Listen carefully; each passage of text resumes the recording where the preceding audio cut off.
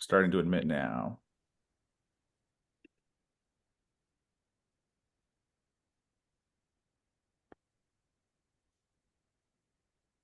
I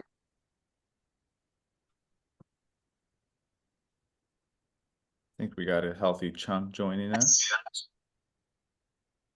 Mhm.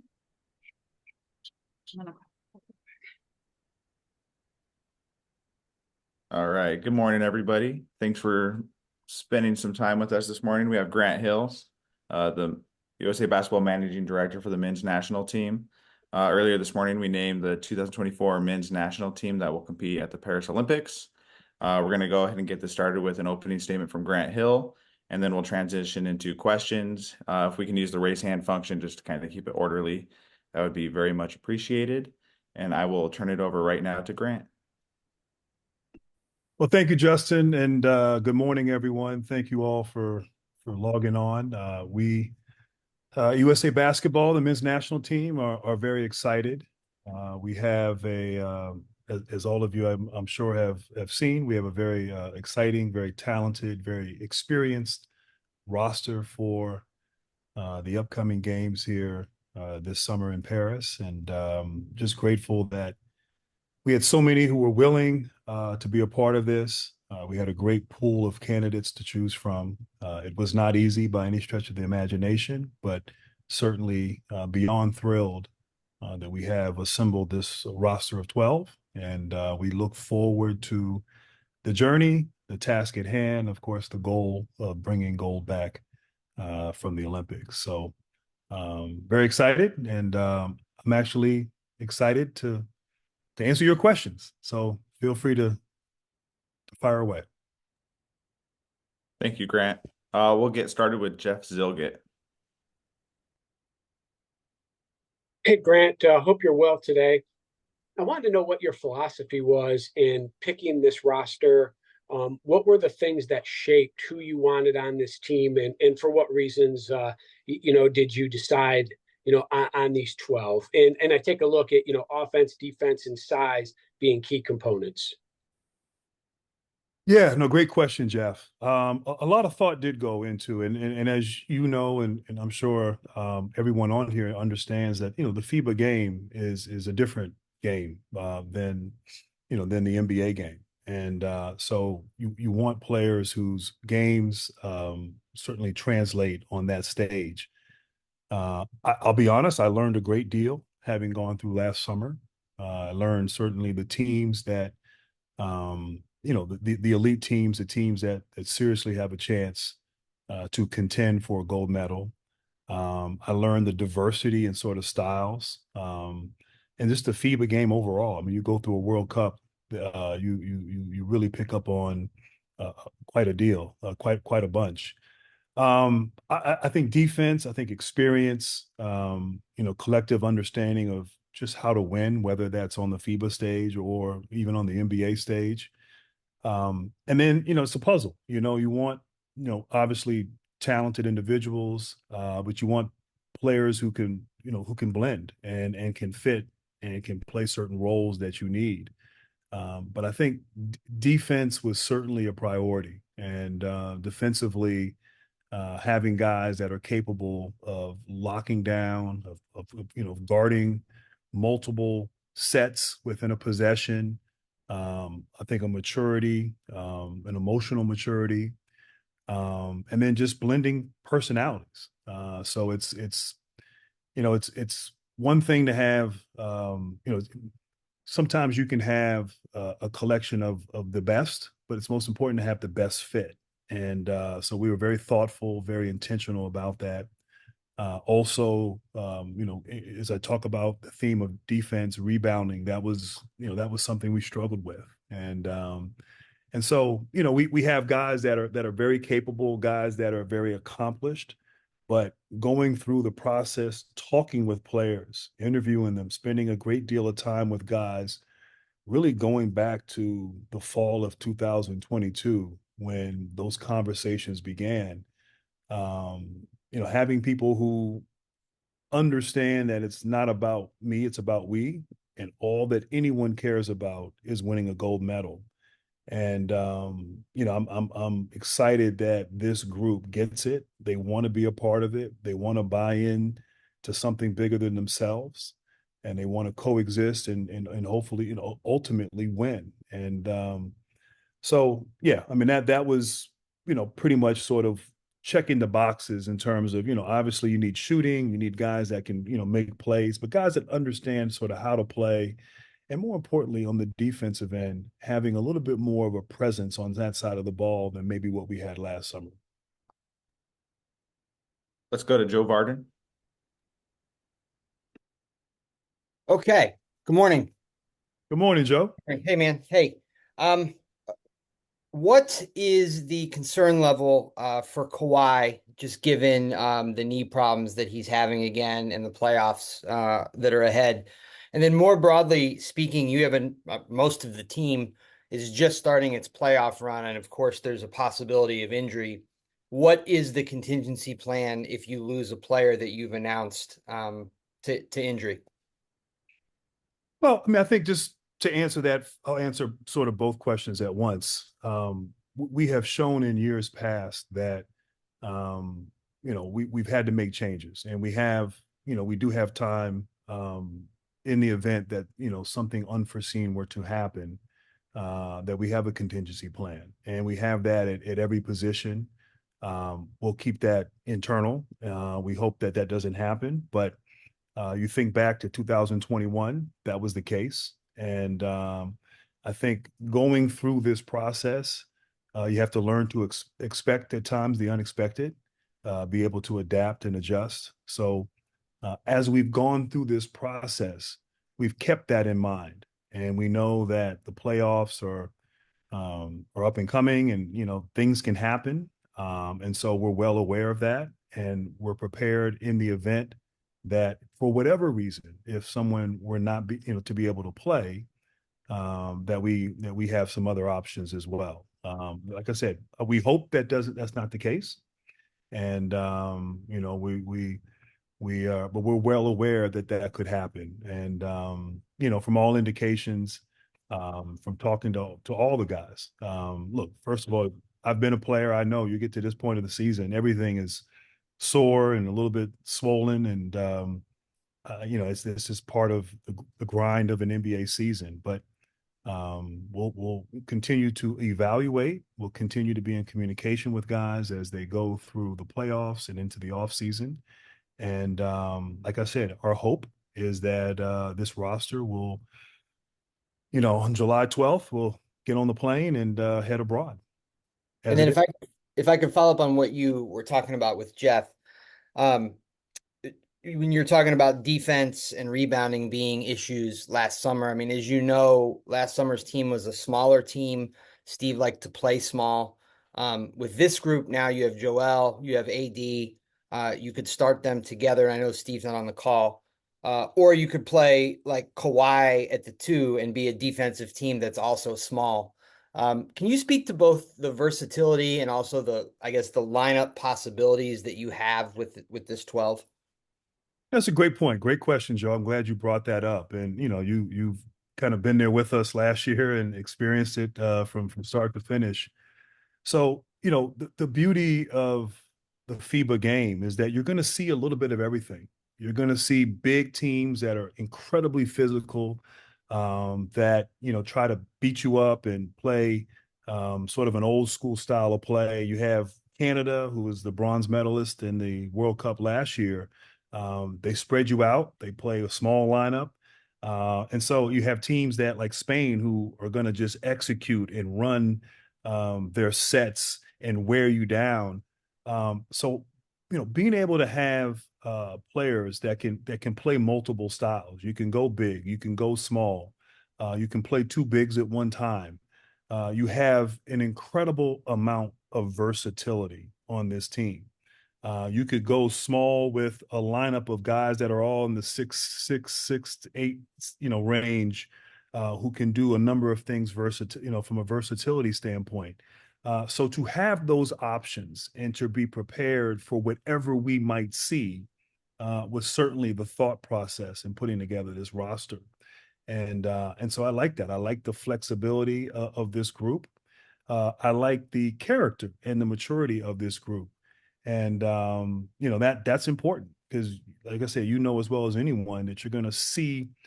If you look at the NBA, the NBA and certainly the styles of play in the NBA currently stand, it's very similar. A lot of teams do and run the same stuff. It's different in the FIBA game. And we have to respect that. We have to be prepared for that. And we have to have the talent and the skill set that can execute against that. Thank you. Yep. Thank you, Joe. Great question. Let's go to Sean and then iPhone. If you could identify yourself, we're just not sure who you are. So if you could update your name on your Zoom, please. Hey, Grant, how are you? I want to go back to defense. And when you were selecting this team, did you look at individual players who might guard some of the stars you'll see in these games? Like, for example, who played their best against Luka? Who played their best against Shea? And so on and so forth. Yeah, I mean, I think there's part of that. I mean, I think guys who've had success against some of the international players defensively was important, but then also guys who can switch and can guard multiple players, and guys who can guard point guards and they're switched off on bigs, can fight and compete on that end. And then I think just a collective understanding of defense. And, every team is different. So it may require a different game plan. And so to be able to throw different strategies and have guys be able to execute those strategies. When I say throw different strategies at the guys as we prepare for certain lineups, to be able to adjust on the fly, to be able to execute whatever those game plans are, is important. So, that was certainly an area where we needed to be better on and to improve upon. And we have guys that have that as a foundation, have an understanding, also to the physicality. The game is much more physical than the NBA game. And so, being aware of that, having guys whose games would translate on that level, on the defensive side, and offensive side was important. So, yes, this is not a knock on any team that we've had in the past, but I'm really excited about the defensive potential of this group, as we, work together and prepare ourselves for Paris. We got about 7 minutes left, so we're going to go Tim and probably close with Mike. Thank you.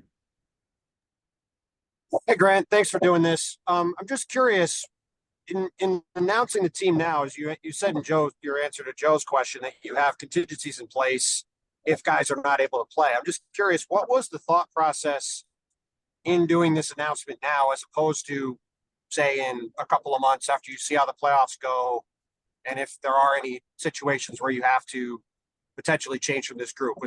What was sort of the process that led you guys to decide to announce the team now and then potentially have to switch it up later, though? Like you said, obviously, I know you're hoping you don't have to.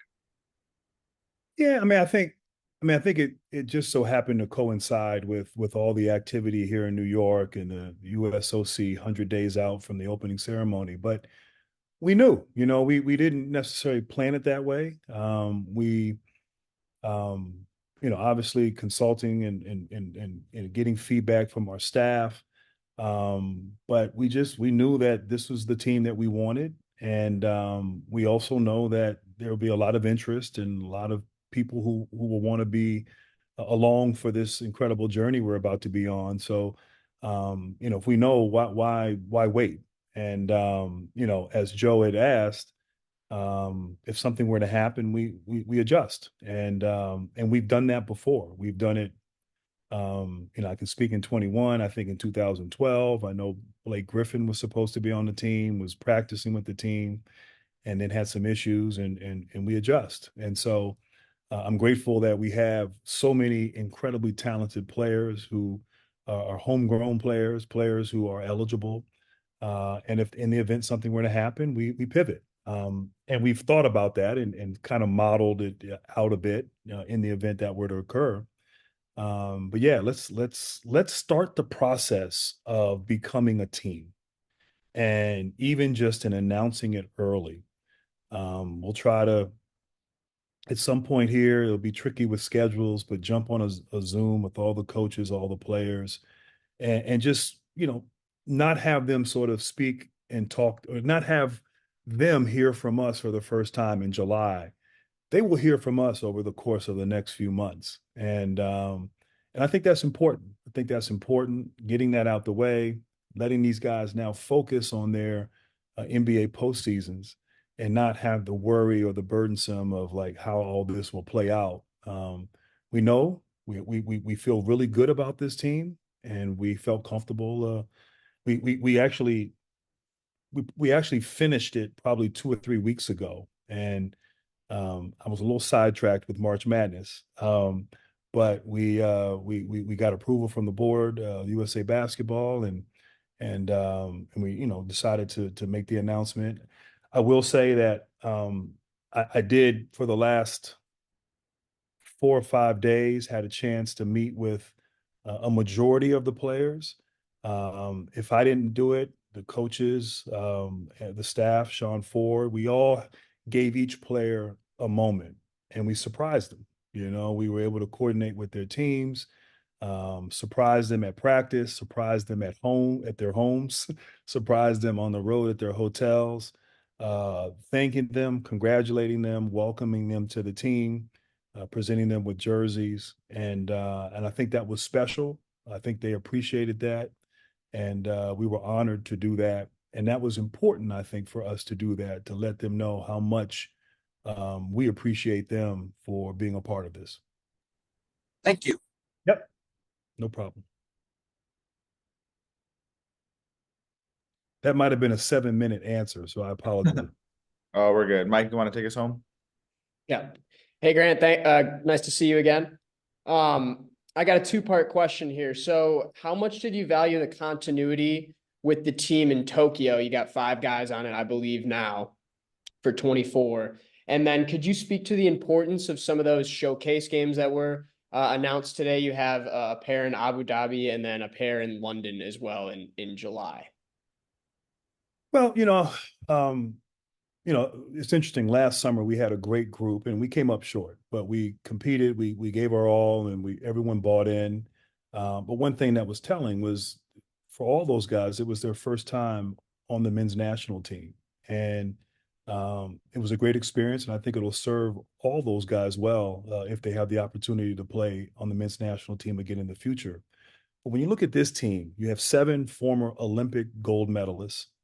You have 3 guys who've participated in the World Cup or the World Championship, in Stephen Curry's case, where he won 2 gold medals in 2010, 2014. And then our 2 new guys to the men's national team program just happened to be the former MVP in Joel Embiid, and then 2-time finals MVP and perennial all-star and NBA champion and Kawhi Leonard. And so although, in the example of a guy like Kawhi Leonard, although he hasn't played on the FIBA stage, he has played in big moments. He has that level of experience. He has championship experience. So blending all of that together, I think there's an emotional maturity. There's a understanding of how to win, I think that will serve us well.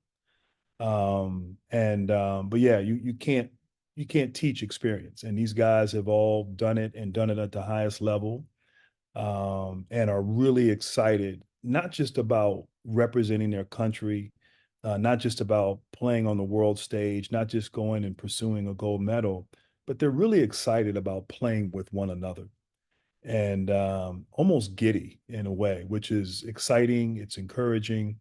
And it's something that we're so grateful for and look forward to watching this team come together and, go for it all. Awesome. That'll wrap us up. We'll see Grant again at 1:30 p.m. Eastern. That Zoom invitation is on the press release that went out earlier this morning, but otherwise Grant has other commitments. So thank you for your time, and we will see everybody later. All right. Thank you, everyone. Renee Thanks, said thank you.